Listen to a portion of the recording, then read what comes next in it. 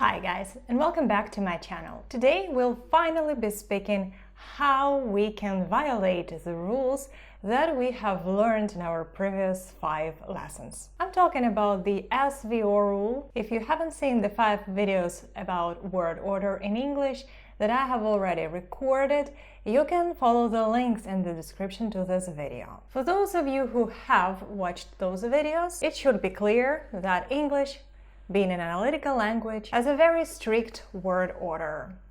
It can be characterized as SVO, that's subject, verb, object. You cannot twist that word order, you cannot make a lot of changes to it, because in this case, your message will not be clear. So today I invite you to look at how we still can modify the SVO to express various ideas. First of all, to make our sentences more emotionally colored or to put a semantic stress onto a particular part of our sentence. Look at this sentence. Never have I ever done that before. We already know that a typical English sentence should follow the subject, verb, object, word order.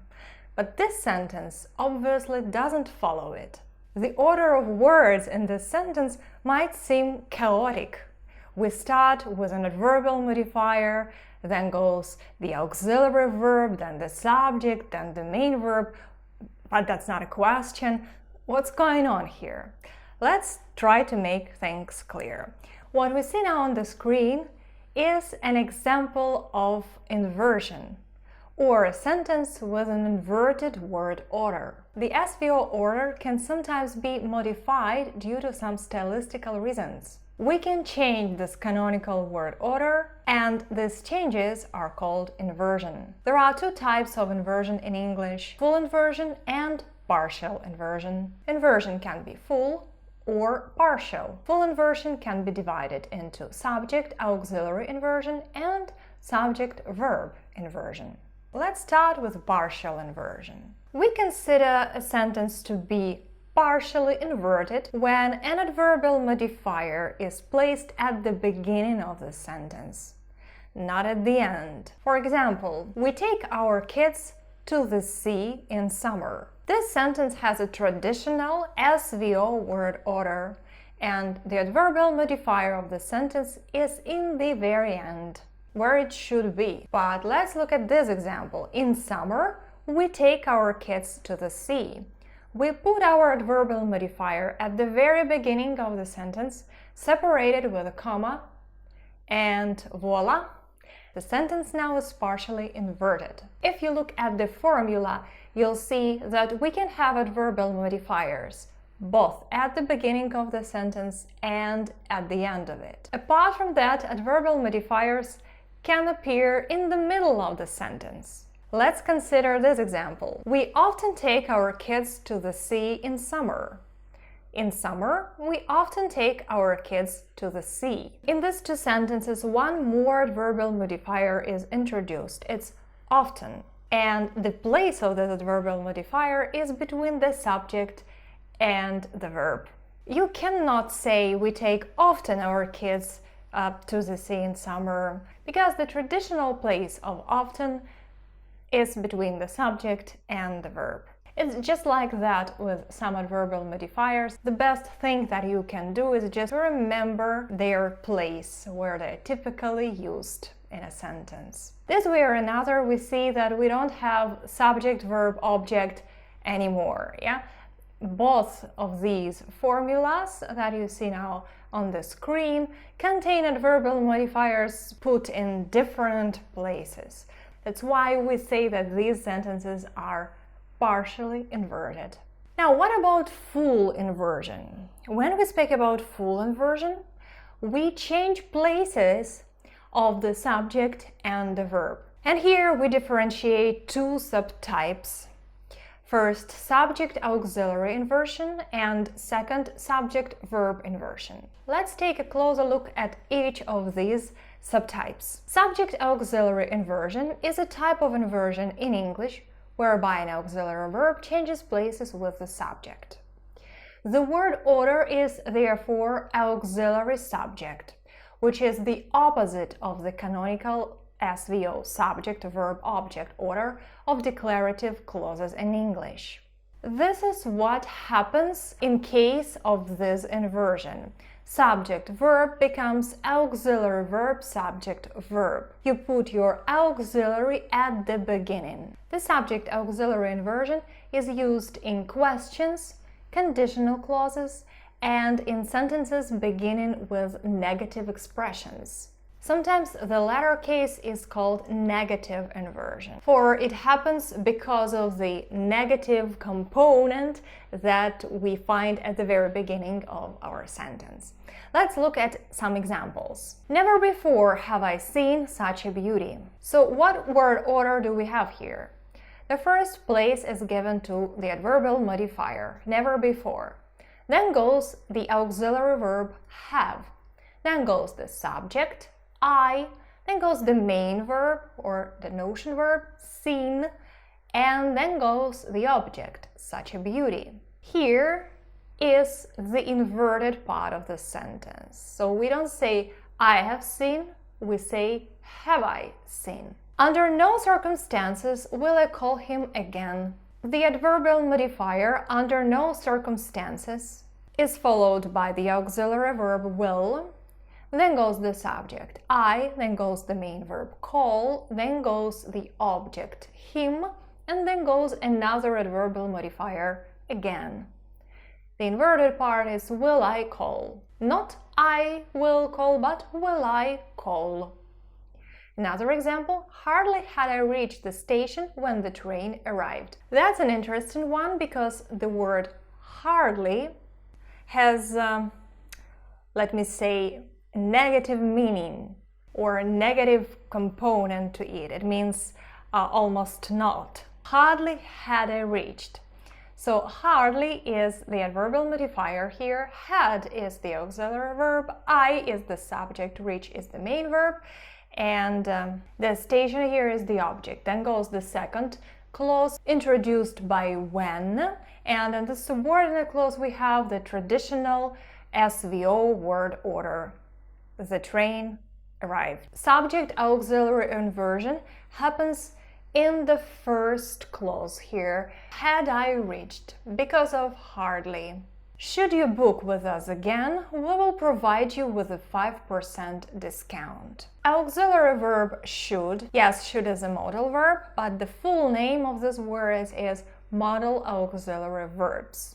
So, should takes the first place, you is the subject, book is the verb, with us is the object, and again is the adverbial modifier. The second part of the sentence, the main clause, actually has the traditional SVO word order. We is the subject, will provide us the verb, you is the direct object, and with a 5% discount is the indirect object. Why does this happen? Well, we can have subject auxiliary inversion in conditional clauses, remember? And this is a conditional clause. So let me paraphrase it. If you book, or should you book. More about conditional sentences and conditional clauses is in this video, so you can follow the link if you're interested in more detail. Let's look at another example. Had I known that the winters are so harsh here, I would have brought warmer clothes with me. The auxiliary verb had takes the first place, then goes the subject, then goes the verb, and this part, had I known, is actually a conditional clause. If I had known, an inverted conditional clause. Yeah, if I had known what. Another subordinate clause is that the winters are so harsh here. And in this clause we have the traditional SVO word order. The winters is the subject, are is the verb, yeah. The main clause in the sentence is I would have brought warmer clothes, and it also has the traditional canonical SVO word order. So the only inverted part here is the conditional clause, had I known. Compared to if I had known, this clause, this inverted clause, is more dramatic. You draw the attention of your reader or listener to your conditional clause if you invert it. Were I in Canada, I would be happy. another conditional clause which contains the subject-auxiliary inversion. Where is the auxiliary verb I is the subject, and in Canada is the adverbial modifier. So instead of saying if I were in Canada, we say were I in Canada to add emotional color to our sentence. Now another subtype of the full inversion is subject-verb inversion. In subject-verb inversion, it's not the auxiliary verb that takes the first place and stands before the subject, but the main verb.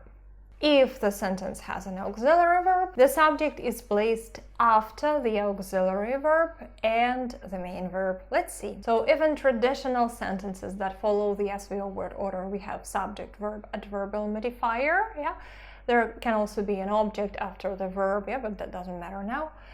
In this case, if we have subject-verb inversion, the adverbial modifier takes the first place, and that's why we can do that. This is the reason why it is inverted. Then goes the verb, and only then goes the subject. With this type of inversion, there is always an adverb of this or that type put at the beginning of the sentence.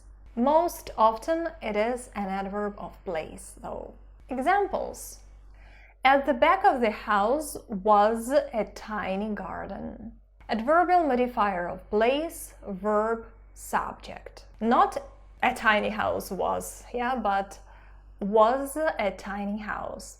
But when I read this sentence, at the back of the house was a tiny garden. What do you feel? What sensations does the sentence give you? I'm telling you a mysterious story, I'm introducing this garden to you starting from afar. So the first informational component that you receive is not the garden itself, but the way to it, the place we start from in order to reach that house. And compare it to the sentence, a tiny garden was at the back of the house. So in this case, all the secrets are disclosed to you at the very start. You know that I'm talking about a garden from the very beginning. That's a less interesting and less intriguing sentence, right? It's a less interesting way to tell a story. So with that explanation of mine, I wanted to illustrate why we have inversion in the language. It's just another stylistic instrument that you can use in order to influence the reader or the listener with your ideas in different ways. Let's look at another example. In the door stood a short man. The same here. We have the adverbial modifier of place in the door, then goes the verb stood, and then goes the subject, a short man. Down came the rain, the same word order here, and the sentence is more emotionally colored. It's not the rain came down, it's down came the rain. This type of inversion places the focus on the subject. It's the rain, nothing else, or it's some short man, some mysterious short man, or it's a tiny garden in the first sentence. This is how we lead our reader or a listener to the most important part of information in the sentence. And this is why the subjects of such sentences should be meaningful. By a meaningful subject, we understand a full noun or a noun phrase rather than a pronoun. Look at these examples. Down the stairs came a dog, and down the stairs came it. What? Why would I stress it? The use of it is unlikely unless it has special significance and is stressed. When you literally want to say that this was something unidentified, of unknown nature, something that you can call it.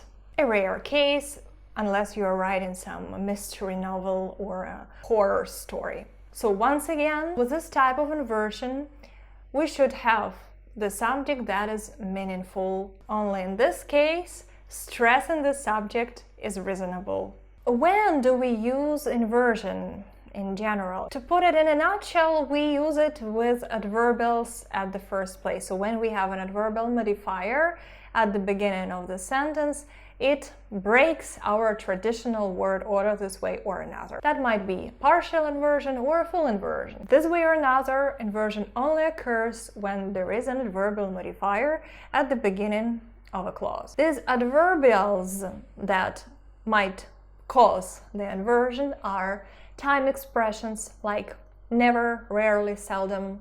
They are often used with the present perfect or past perfect tenses, or with modal verbs such as can and could. They are also time expressions like hardly, barely, scarcely, and no sooner, usually followed by the past perfect tense or the past simple tense. Negative expressions like no, not, and only that are often combined with other words and form negative phrases such as not until, no sooner, only then, only after, only once, only when. Little, that has a negative meaning. So plus an adjective when the main verb is to be. Such when the main verb is to be, and in echoing statements after so, neither, and nor. Let's talk about each of these cases separately, and let me share some examples with you. After time expressions never, rarely, or seldom, never have I heard a more stupid thing in my whole life. Never is the adverbial modifier, a time expression that triggers the inversion in this sentence. Have I heard instead of I have heard. I was astounded by the 10-story liner at our port last June. Never had I seen such a big ship. Rarely do they fail to get away with their pranks. Seldom is that band out of the news. You will often see sentences in the present perfect tense inverted like that. Never have I done something. But you can see sentences with other tenses inverted like that too. Now, after time expressions hardly, barely, scarcely, no sooner, again, you will most often see the past perfect tense in such sentences. I will show you some other examples with different tenses as well. Rarely can a president be faced with such a challenge. Hardly had I opened the door when a big black dog jumped at me. Scarcely were we at the beach than it started to rain. No sooner had I reached the office than I realized it was Sunday and the office was closed. No sooner were we back home than it was time for us to leave again. Pay attention that we say hardly when, but scarcely, no sooner, then. When our sentence starts with a negative expression or an expression with only, that triggers inversion too. Only after sending the email did I remember that I had forgotten to attach my CV. Only then did we understand the problem. Only when I'm done with it will I be able to think about anything else. Not until the end of the World War II did women in Italy start to vote in the elections. A curious case of inversion is with the word little. Little also has a negative meaning because little means not enough or not at all. Little have people understood the complexity of the situation. This sentence actually means that people almost didn't understand the complexity of the situation, and they had no idea of how complex the situation was. Little did I know what a challenging task I was about to undertake. I didn't know there and then what a challenging task that would be. We moved to a picturesque town on a lake. Little did we think there would be so many mosquitoes. We didn't think about that at all. We can also have inversion in clauses that start with so and such. Let's look at such cases. So devastating was the earthquake that some areas may never recover. So desperate were the faces of the people in the camp that I couldn't look at them without my eyes filling up with tears. Such was the force of the wind that many trees were uprooted. Another case where you can find inversion is in echoing statements. Those statements that start with so, neither, or nor when you agree with somebody. I'll just quickly remind you that when you agree with somebody's negative statement, you use neither or nor. When you agree with somebody's positive statement, you use so. We won't be discussing this phenomenon in detail here. The purpose is just to demonstrate a case of inversion. These sentences, these replies, also contain inversion. I didn't like carrots when I was a child. Neither did your sister. So what we want to say here is your sister didn't like carrots too. My little brother is very clever. So is mine. Mine too, right? I had to help my mother about the house. So had I. We don't like crowded places, nor do we. You see, in all of these responses, the subject and the verb, the auxiliary verb, are twisted. Yeah, their places are changed. Pay attention that the word nor is also used for linking negative clauses. And these clauses that start with nor are always inverted. My teacher didn't believe me, and nor did my parents, though what I told them was true. I can't promise you a good salary, nor can I say that the job is easy, but it's definitely a job one can be proud of. Subject-auxiliary inversion, that's the first subtype of the full inversion we discussed at the beginning of this lesson, is also frequently found in optative sentences. In particular, those sentences that start with may. What are optative sentences? Optative sentences are wishes. Let's see. May you live long and healthy life. May God bless you. Here we have the auxiliary verb may at the beginning of the sentences, then we have the subject, then the verb, and then the object. Subject-verb inversion is also possible in such sentences when the adverbial modifier of manner or frequency is fronted, that is, put at the beginning of optative sentences. Long live the king, long may he reign, so be it. Long live the king starts with the adverbial modifier of manner, then goes the verb, and then goes the subject. Long may he reign has the adverbial modifier followed by the auxiliary verb, then we have the subject and the verb, and so be it has the adverbial modifier at the first place followed by the verb and then by the subject. I touch upon this type of sentences in this video. If you're interested, please follow the link and watch it. The video is dedicated to the subjunctive mood, and there we discuss the phenomenon of these sentences. We are almost done with our series of lessons on word order in English, but that's not all that there is to say. We also have some strange sentences like there is a book over there, or it's 5 o'clock, or the more the better. We'll discuss them in the last video in this series. Subscribe to this channel not to miss that last video in the series. If you have something to say, please feel free to leave your comments down below, and see you in the next lesson.